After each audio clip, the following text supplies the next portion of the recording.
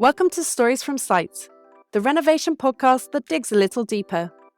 I'm Amy Dornalic, and together with my co-host Jane Middlehurst, we peek behind the curtains of those Insta-worthy interiors to bring you the real processes people went through to make their dream homes a reality. Welcome to our bonus episode, where we're going to be sharing our thoughts on this season and lessons learned from our wonderful home renovators. Jane, do you want to kick off with what you think was an emerging theme for this series? Yeah, something that really jumped out to me was just how strong this end vision in a social kind of way, whether that's with family or friends, but just having this vision of the renovation being and changing the lifestyle of the people that are doing it. Thinking back to Barbara and her seeing that huge garden and having a vision of having family and friends over and being a social place for them. And also, I guess, with Gemma, just the whole purpose of the project being creating a space for her family to get away from everything and be together. And Ade, finally talking about the Christmas, after being in a container for 4 years, having a Christmas with the space to have 20 people over and all be there and not be on top of each other. I just felt like that was a big theme. And obviously it's whenever anybody's doing a renovation, space is a huge factor.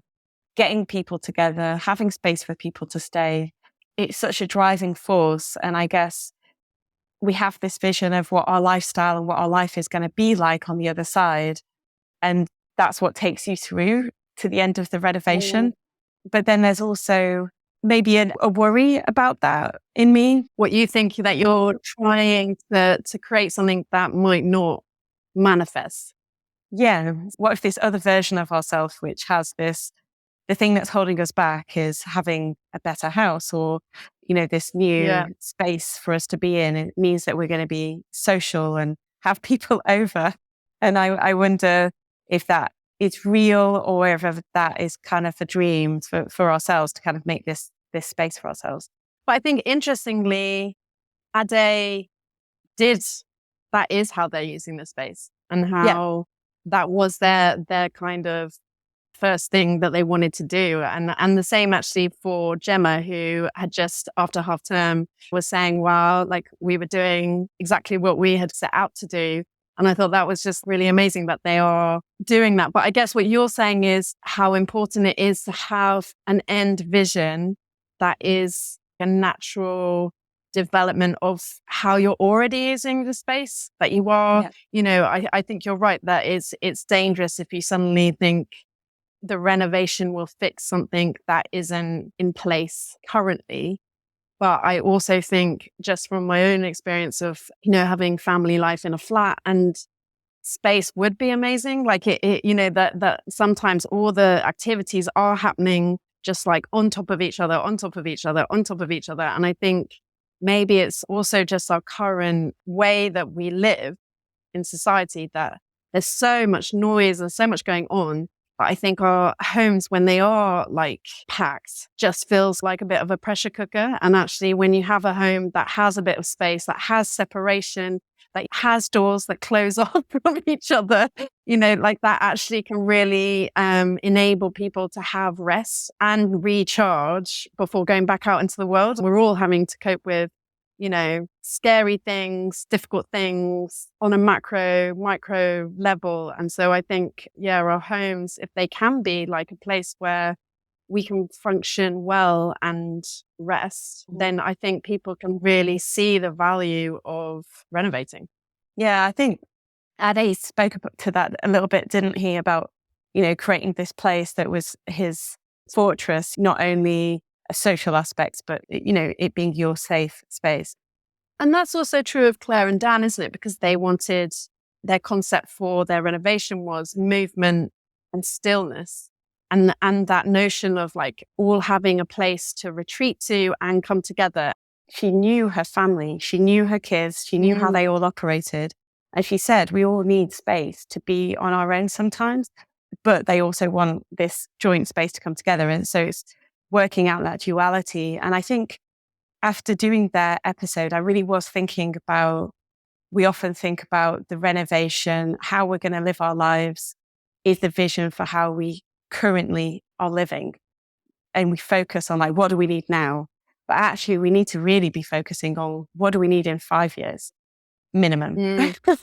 Because, you're thinking about renovating, it will take a year to get going, a year to do it, another 6 months to finish off. And then by that time, Ade was saying his daughter's now, she's off at university, but also just that idea of having teenagers, your requirements you have for small children definitely isn't going to be the same as when everybody wants to be off in their bedrooms doing their own thing and being separate from each other. And I think that just really resonated with me. It's hard to think ahead because you don't know what it's going to be like, but hearing people's stories makes you realize and start to think about the different requirements you're going to have, a bit further down the line. And I thought that was nice. I think just on that note as well, with Barbara, I mean, the fact that they bought the house that was kind of at the top of their budget. And so they know that they're kind of committed to a longer, slower renovation. But in some ways, that's also quite helpful because you are living in it with your family who are, their, as you say, like their needs change and your needs change. And so in a way that can work. I think all of the social media and all the influencers that we have are definitely building us towards this picture finish project. And the truth is that it is never finished and life just keeps rolling on, and we're going to be adapting and changing our homes as we grow and get old and do different things. So I think it is about just realizing that it isn't a snapshot. And I guess if you're forced into a slow renovation, it's naturally going to happen because you're going to do some spaces first. And then as you get to the next spaces, you'll want something slightly different now. And, it's a progression. And that's good to remember. It is really helpful to remember. And also that there's less pressure when you're having to make decisions on everything. Like you can just take it slow. And that's nice, right? But that's all about getting that initial layout right, isn't it? So you're looking at your house, you're looking at the maximum potential that house has, because in the end, it makes sense to make the most out of the spaces that you have. So in those really, really early brief making stages, like what do we need now? What are we going to need in 5 years? What are we going to need in 10 years? But that's not about interiors and the look of the place. It's more just about physical space. I think that's really true. But it's interesting. I wanted to ask you what you were saying earlier about the worry of thinking you're going to be different later or act differently in the space or use it differently. In some ways, do you not think that you also do need to plan ahead? So I'm thinking like, say you want a space more for reading because you want to encourage non-screen time. Because I think the space can also encourage activities. So it's like, for example, we have this tiny room that would be really useful as a dumping ground, but we changed it into kind of like a little, like the kids can draw in there, and it's a complete mess, but it's a joy to see them in there making a mess. And I can also close it after. But I just wonder, like in a way, you have to be intentional about the space that you're creating and the activities that you want to happen there. But do you think that causes problems? It's about Claire and Dan again, isn't it? It's about really tapping in to what you all do, how you all are, what you all need. And, you can see that your kids, if they had the opportunity to have a little space, a special space for them to do something, then they will probably use it. But I think that's, in a way, that's why the podcast is helpful, because if you can hear people talking about their requirements, then it kind of helps you see what might be down the road. And I guess, I have family who have teenagers. I could just ask them, like, what is it about their house that they really love, like right now when they have teenagers, and what do they find difficult? And the same if you were thinking about yourself and your kids have grown up and left home, or they're about to, like, if you're looking at a different stage in your life, go and chat to somebody who's already at that stage and see what do they really love, what don't they love. And that sounds like such a kind of an over the top thing to go out there and make a point of talking to people about their situations. But I don't think it is actually. Thinking about it now, you just want to gain as much information to make informed decisions about what you're doing so that your house and your home is going to work for you at every stage. I think we should have just like one moment just to big up Ade and everything he did.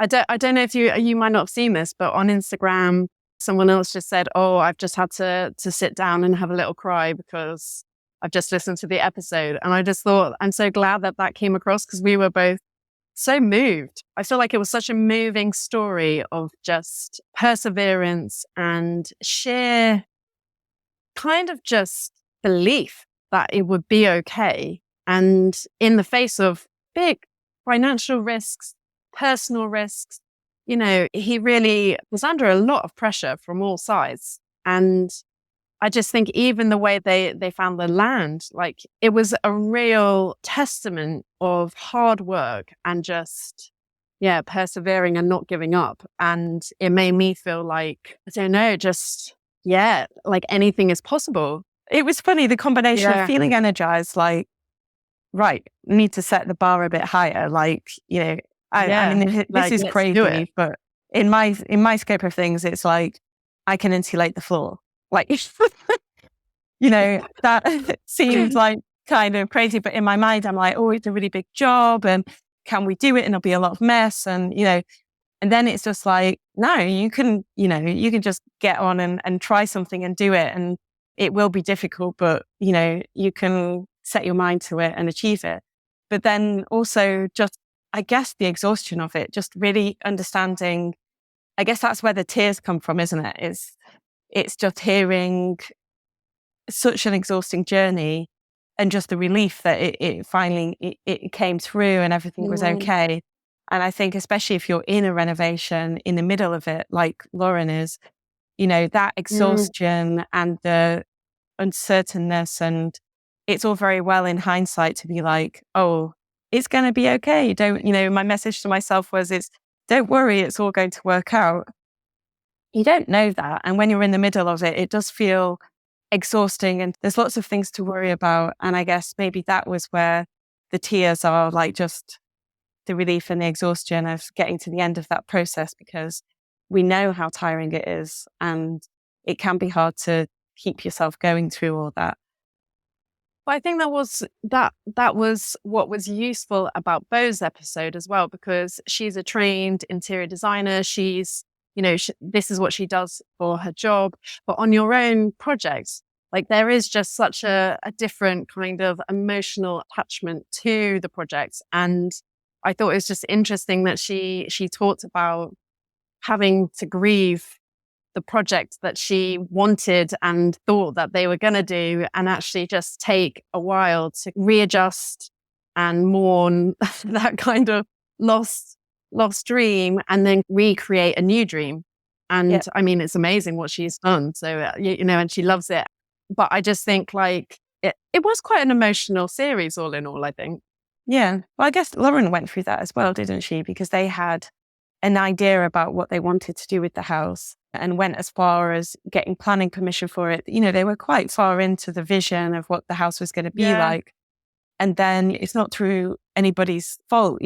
Prices have skyrocketed and lots of people will be going through this where you have this end vision. And like we said at the beginning, it's about, you don't just see the bricks and the mortar. It's like, what's going to happen in those spaces? You're imagining how you're going to live, what your life is going to be like.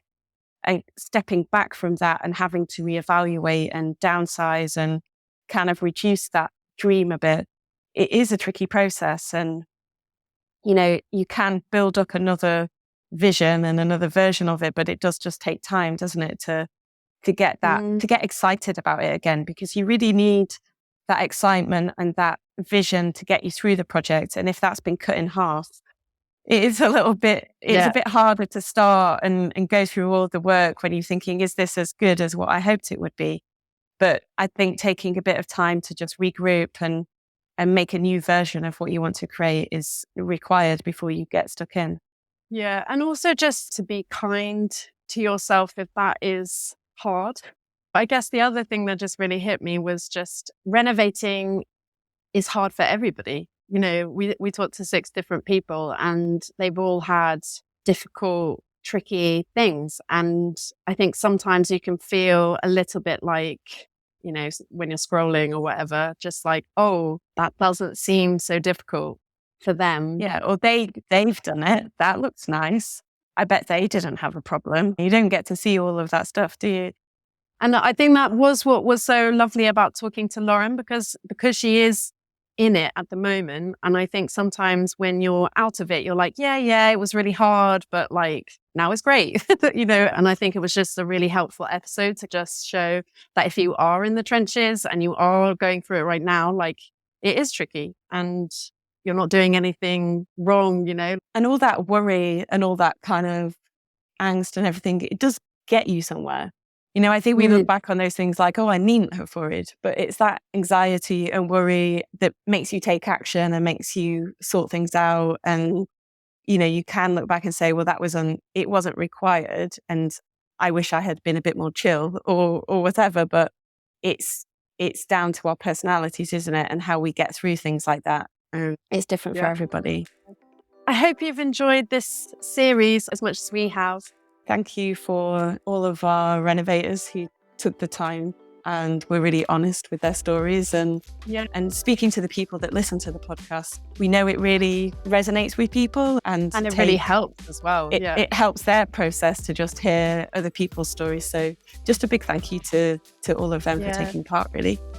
Absolutely. And we do have a small favor, which is if you are enjoying Stories from Site, please leave us a review because it makes such a massive difference to our reach. And if there's one thing you can do, it would be that. Yeah. And we're looking forward to doing series 5. We can't wait to share it with you.